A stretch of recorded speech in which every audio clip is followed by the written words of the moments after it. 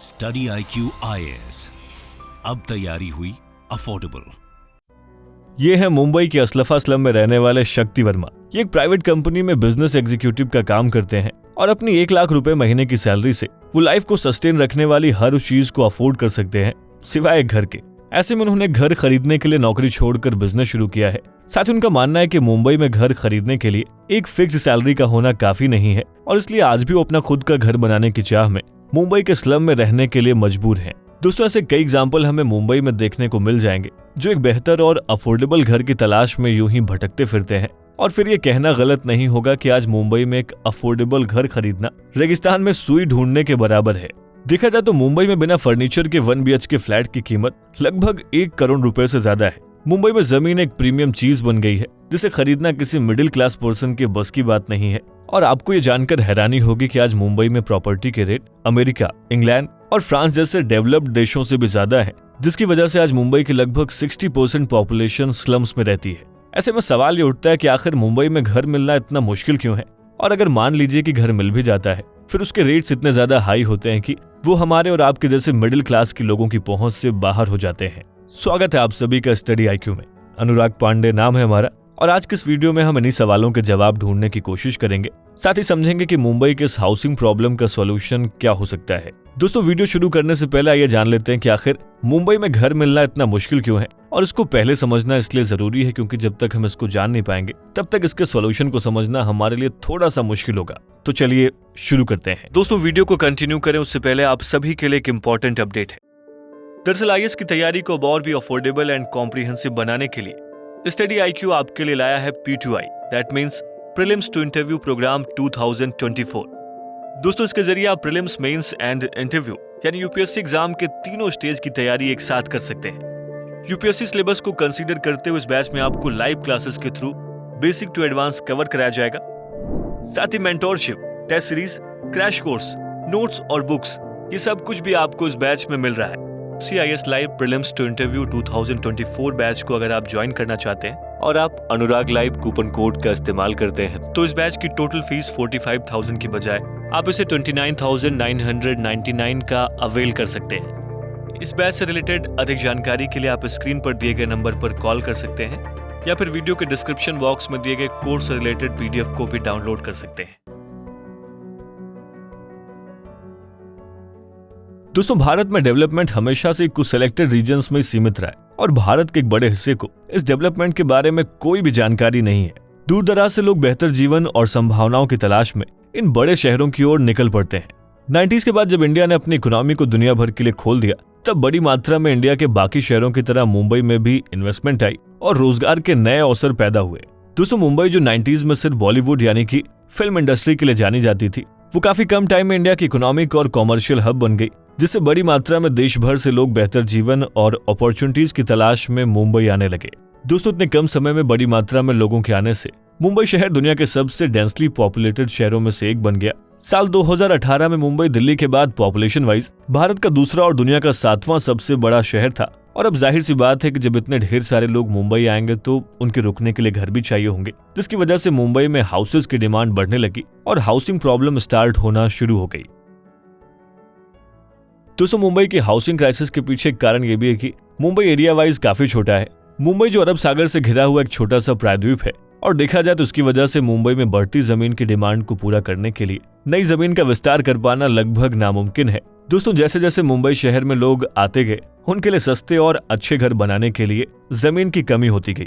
साथ ही कम जमीन के चलते नए घरों का निर्माण करना मुश्किल हो गया। मौजूदा समय में भी लेबर वर्कर से लेकर IT कंपनी में जॉब करने वाले वर्किंग प्रोफेशनल्स मुंबई में माइग्रेट हो रहे हैं और ये सब हाउसिंग क्राइसिस का सामना कर रहे हैं। दोस्तों, भारत के बाकी शहरों की तरह मुंबई भी पुअर अर्बन प्लानिंग की भेंट चढ़ गया है। मुंबई जो पहले से लैंड की कमी से जूझ रहा है, देखा जाए तो अवेलेबल लैंड को एफिशिएंटली हाउस डेवलपमेंट के लिए यूज नहीं किया गया है। मुंबई में हाउस सेटलमेंट काफी बिखरा हुआ है। लेकिन दोस्तों, अगर प्लान तरीके से मुंबई में सोसाइटी डेवलप की गई होती तो काफी कम जगह में ज्यादा घर बनाए जा सकते थे। साथ ही मुंबई के इस पुअर अर्बन प्लानिंग की वजह से मुंबई के कुछ रीजन बेहद ही भीड़भाड़ वाले और बिना बेसिक इंफ्रास्ट्रक्चर के हैं। दोस्तों, इन सब के अलावा मुंबई का real estate sector regularly hurdles को फेस करता है, जिसकी वजह से हाउसिंग प्रोजेक्ट्स के अप्रूवल से लेकर उनके बनने की रफ्तार स्लो हो जाती है। साथ ही कॉम्प्लिकेटेड अप्रूवल प्रोसीजर्स और ब्यूरोक्रेटिक लालफीताशाही की वजह से हाउसिंग प्रोजेक्ट्स टाइम से कंप्लीट नहीं हो पाते हैं और अप्रूवल लेने में ही बिल्डर्स को कई लोगों को घूस खिलानी पड़ती है। दूसरी बात आपको भी मालूम होगी कि रियल एस्टेट बिजनेस में पॉलिटिशियन के साथ साथ माफियाओं का भी कितना इन्वॉल्वमेंट होता है और इसलिए प्रोजेक्ट्स को शुरू करने के लिए पहले ऑफिसर को पैसे खिलाने पड़ते हैं, फिर उस एरिया के पॉलिटिशियन को पैसे देने पड़ते हैं। ऐसे में जहां एक फ्लैट बनने की कॉस्ट 60 लाख थी, घूस देने के बाद वही फ्लैट 1 करोड़ का हो जाता है। हालांकि दोस्तों मुंबई में अब माफिया कल्चर पहले के मुकाबले कम हुआ है, लेकिन लाल फीताशाही और पॉलिटिक्स अभी भी रियल एस्टेट में मौजूद है। दोस्तों मुंबई की हाउसिंग प्रॉब्लम के पीछे कहीं ना कहीं गवर्नमेंट का भी रोल रहा है। दरअसल गवर्नमेंट अफोर्डेबल हाउसिंग प्रोवाइड कराने में नाकाम रही है। सालों से सरकारें आती और जाती रहीं, पर किसी ने भी मुंबई हाउसिंग प्रॉब्लम को सीरियसली नहीं लिया है। देखा जाए तो मुंबई में इतने समय से इतनी बड़ी मात्रा में स्लम होने के बावजूद भी गवर्नमेंट लोगों को अफोर्डेबल हाउसिंग देने में नाकाम रही है और कहीं ना कहीं हाउसिंग क्राइसिस के पीछे एक बड़ा कारण है। दोस्तों इसके अलावा मुंबई हाउसिंग क्राइसिस के पीछे की एक और वजह यह है कि यहाँ के हाउसेस का प्राइस बहुत ज्यादा है और देखा जाए तो मुंबई का रियल एस्टेट इंडिया के सबसे महंगे रियल एस्टेट में से एक है। ऐसे में आइए समझने की कोशिश करते हैं कि आखिर मुंबई में घर इतने महंगे क्यों हैं। दोस्तों मुंबई में घर के महंगे होने के पीछे वहां की कंस्ट्रक्शन कॉस्ट का महंगा होना। मुंबई में कंस्ट्रक्शन मटेरियल्स के साथ लेबर कॉस्ट बाकी शहरों के मुकाबले काफी ज्यादा एक्सपेंसिव है, जिसकी वजह से ऑटोमेटिकली ओवरऑल कंस्ट्रक्शन की कॉस्ट भी हाई हो जाती है और डेवलपर्स के लिए सस्ते रेट में घर बनाना मुश्किल हो जाता है। हाई कंस्ट्रक्शन के अलावा मुंबई में महंगे घरों के पीछे ब्लैक मनी का भी बड़ा हाथ है और ये सिर्फ मुंबई की बात नहीं है। आज भारत में लगभग हर जगह किसी भी टाइप के रियल एस्टेट प्रॉपर्टी खरीदने के लिए ब्लैक मनी का यूज किया जाता है। आमतौर पर जब लोगों को घर खरीदना होता है तब प्रॉपर्टी खरीदने के दौरान लगने वाली स्टैम्प ड्यूटी और टैक्स से बचने के लिए लोग प्रॉपर्टी का मिनिमम पेमेंट वाइट तरीके से और बाकी का पेमेंट कैश से करते हैं। ऐसे में उनकी काफी बचत हो जाती है। साथ ही जिनके पास बड़ी मात्रा में ब्लैक मनी होती है वो इसको वाइट कराने के चक्कर में कभी कभी मार्केट प्राइस से ज्यादा कॉस्ट पर घर को खरीद लेते हैं, जिसकी वजह से बाकी लोगों के लिए भी हाउसिंग रेट महंगे हो जाते हैं। दोस्तों इन सब के अलावा मुंबई में अफोर्डेबल घरों की डिमांड तो है ही, लेकिन उसकी सप्लाई उतनी नहीं है कि जो उसकी डिमांड को पूरी कर सके और इस वजह से भी मुंबई में हाउसेस के रेट इतने ज्यादा महंगे हैं।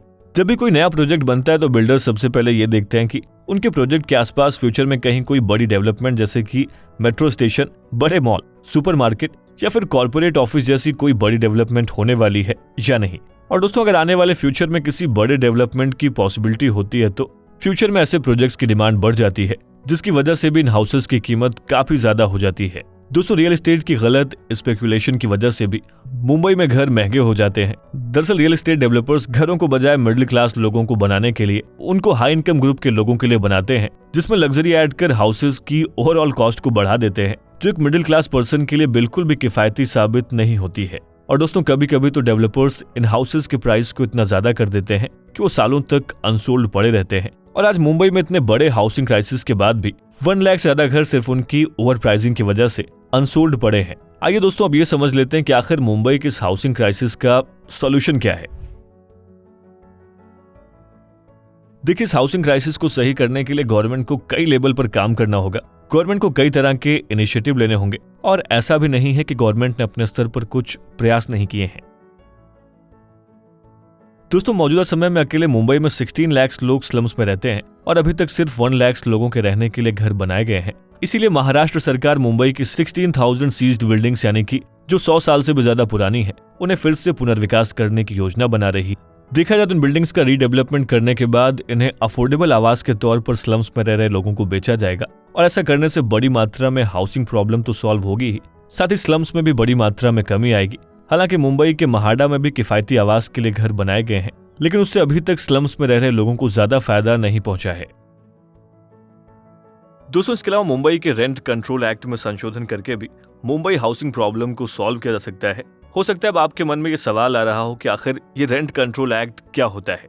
दरअसल मुंबई के रेंट कंट्रोल एक्ट की वजह से मुंबई के पुरानी चौल में रहने वाले 20 लाख लोग महीने का सिर्फ 300 से 400 रुपए का किराया देकर लगभग फ्री में ही रहते हैं और इस कानून की वजह से नए प्रवासी इन चौल में इस प्राइस पर नहीं रह सकते हैं।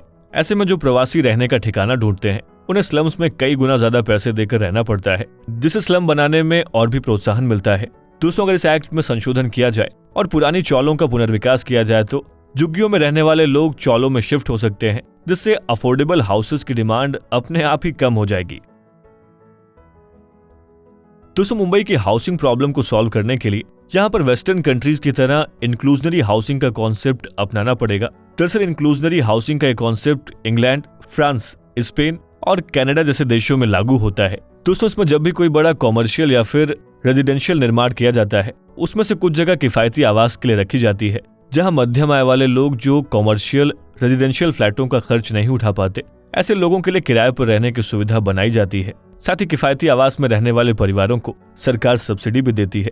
डेवलपर्स के निर्माण के बाद किफायती आवास में एक अलग एजेंसी से संभालती है, जो किराया कलेक्ट करने से लेकर प्रॉपर्टी मैनेज करने तक सभी काम को देखती है। और दोस्तों खास बात यह है कि इन एजेंसियों को सरकार रेगुलेट करती है, उन पर नजर रखती है। ऐसे में अगर मुंबई में इसको अप्लाई किया जाए तो मिडिल क्लास लोग जो महंगे घरों को अफोर्ड नहीं कर सकते हैं, वो इसका लाभ जरूर उठा सकते हैं। दोस्तों इसके अलावा फ्लोर स्पेस इंडेक्स, आसान भाषा में कहें तो आप एक जगह पर कितनी ऊंची या फिर कितने फ्लोर की बिल्डिंग बना सकते हैं, उसको ही फ्लोर स्पेस इंडेक्स कहा जाता है। भारत के बाकी शहरों की तरह मुंबई का फ्लोर स्पेस इंडेक्स काफी कम है, जिसकी वजह से लैंड का सही यूज नहीं हो पाता है। दोस्तों जितनी जमीन पर बाकी देशों में गगनचुंबी इमारतें खड़ी हो जाती हैं और ज्यादा लोग उसमें रह पाते हैं, वहीं मुंबई में गवर्नमेंट ने ज्यादा ऊंची बिल्डिंग बनाने की परमिशन नहीं दे रखी है। साथ ही भारत में अगर फ्लोर स्पेस इंडेक्स को बढ़ाया जाता है तो हॉरिजॉन्टली ग्रोथ कर रही स्लम को हम वर्टिकल फॉर्म में कम स्पेस में ज्यादा लोगों को रख सकते हैं और इससे जाहिर तौर पर मुंबई में झुग्गियों की संख्या में कमी आएगी। साथ ही दोस्तों भले ही मुंबई में जगह की कमी हो,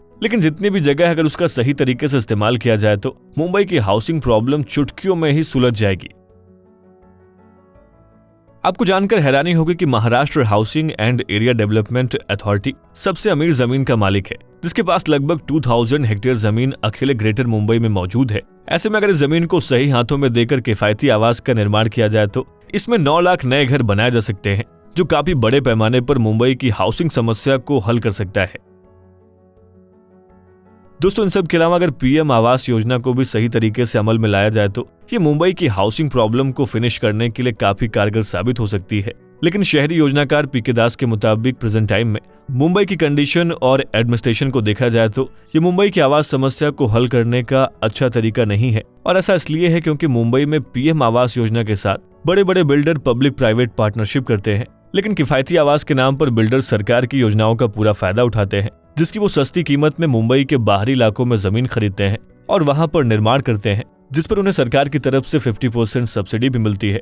लेकिन दोस्तों ऐसी प्रॉपर्टी को जब बेचने की बारी आती है तब मुंबई में काम करने वाले लोग ऐसी प्रॉपर्टी को खरीदना नहीं चाहते और इसकी वजह यह है कि वर्कप्लेस से उनके घर की दूरी को तय करने में घंटों का समय लग जाता है और शाम के समय मुंबई का ट्रैफिक इसमें और देरी कर देता है। ऐसे में वो स्लम्स में रहना ज्यादा पसंद करते हैं। दोस्तों अगर वाकई में गवर्नमेंट को मुंबई की हाउसिंग क्राइसिस को सही करना है, मिडिल क्लास पर्सन के लिए अफोर्डेबल बनाना है, ऐसे में गवर्नमेंट को एक मल्टी डायमेंशनल अप्रोच को अपनाने की आवश्यकता है, जिसमें इफेक्टिव अर्बन प्लानिंग और बेसिक इंफ्रास्ट्रक्चर में इन्वेस्टमेंट से लेकर किफायती आवास योजनाओं को बढ़ावा देना, रेगुलेटरी बॉडीज को सिस्टमाइज करना और सोशियो इकोनॉमिक डिस्पैरिटीज को खत्म करने जैसे इश्यूज पर ध्यान देना होगा। साथ ही दोस्तों समस्या का परमानेंट सॉल्यूशन खोजने के लिए सरकार, निजी क्षेत्र और गैर सरकारी संगठनों की इन्वॉल्वमेंट भी जरूरी है और ऐसा इसलिए है क्योंकि ये समस्या किसी एक से खत्म होने वाली नहीं है। दोस्तों बारी है आज के सवाल की, आपको ये बताना है कि क्या कभी मुंबई की हाउसिंग प्रॉब्लम सॉल्व हो पाएगी या नहीं। अपना जवाब हमें इस वीडियो के कमेंट बॉक्स में जरूर लिखें। स्टडी IQ IAS, अब तैयारी हुई अफोर्डेबल।